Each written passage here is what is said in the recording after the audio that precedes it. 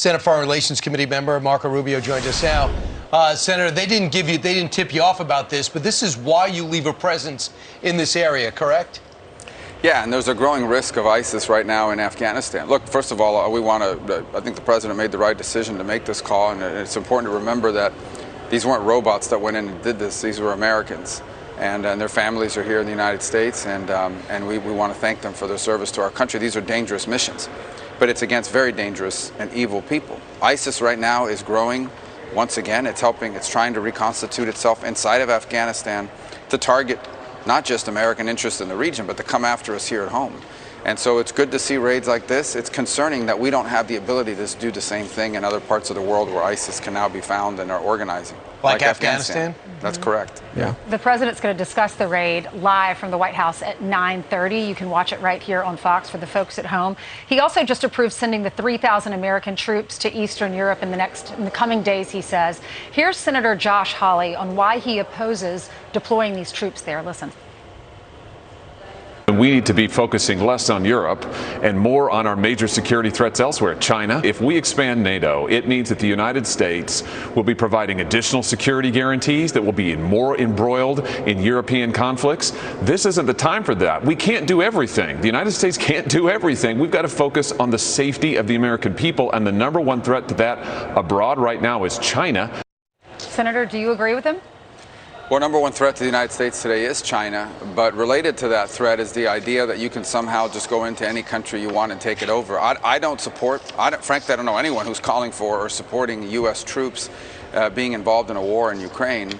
And I certainly don't support that. Not even the Ukrainians are asking for it. On the other hand, if we live in a world where countries can say, look, that land belongs to us, we want it, we're going to go and take it for ourselves.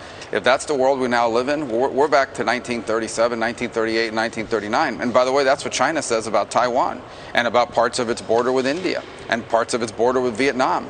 In Europe alone, there are probably 8 or 9 countries who have leaders or at least movements in those countries that are arguing that they got screwed over by some treaty 120 years ago, and they would like to rewrite it. And if they have more military power than their neighbors, they go in and take it. And I'm telling you, if we live in a world where countries can say that belongs to us, we're going to go in and take it by military force and annex it, then you are going to see an impact to the United States.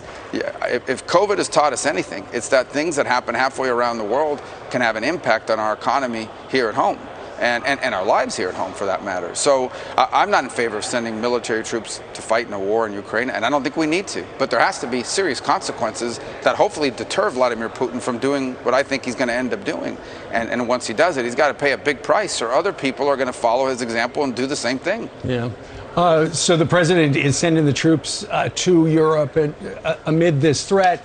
But at the same time, you've got Americans who are going, okay, and we just played a soundbite from the Arizona Attorney General talking about the president's more interested in the Ukrainian border than the U.S. border. The average American senator is more interested in crime, and they're more interested in inflation. And the president's going to come and talk about guns today, and that's going to be about it. Yeah, no, there's no doubt that our border's in crisis. And, if you ask me, okay, we can't do both, you have to choose one or the other, then I most certainly would say then the U.S. has to send its resources to the border. The problem we have now is we're not doing anything about it, okay? They're not interested in enforcing the border. They're not interested in enforcing immigration law. They never talk about it. You saw Mayorkas had a meeting last week that went very poorly with border agents. We only know about it because someone videotaped it secretly and sent it out to the press. But they are not enforcing the law. They are literally inviting and luring thousands of people a day to enter the country illegally. They're facilitating it as well in that sense. And it's terrible for those people too, but it's terrible for this country. So I think we need to do both, and I think we have the capability to do both. It's not an either or.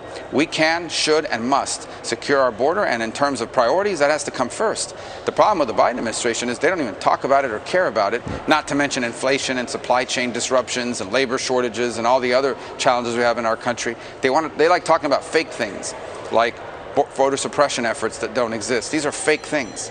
They don't exist, but that's what they spend our time on. Right, until they get a wake-up call on the next election, that they'll probably think they can get away with it.